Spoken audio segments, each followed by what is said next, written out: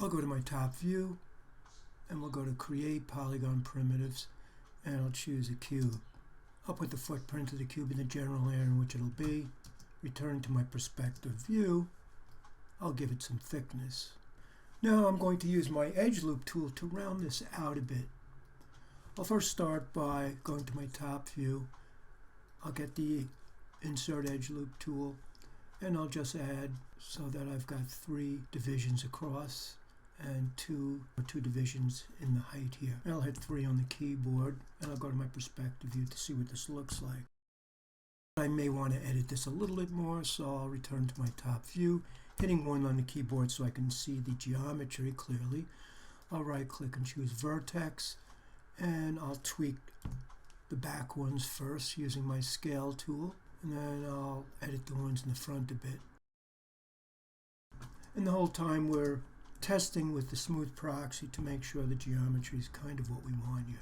So it seems a bit small there, so I'll go to 1 on the keyboard and I'll just edit it again.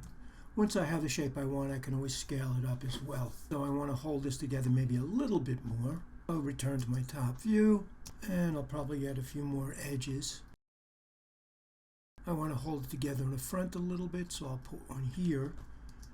And I'm going to preview it again with my smooth proxy. And now I'm just going to fine tune it in the top. And this is all very subjective on the shape you want, but I'm going to do this so that when I run my smooth I don't have to do too much as far as scaling goes.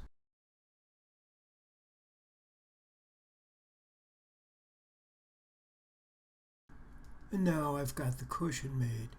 Now if you wanted to, you could go in, you could start to play with these vertexes and pull them up a bit if you want, using the smooth proxy if you chose. Soften a bit. And I think I'm going to run one more edge right along here to round the front a little bit more. But I'm going to move these first.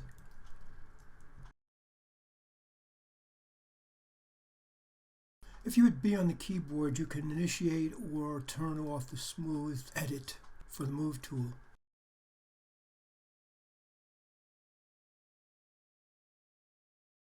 And now I've got something much softer.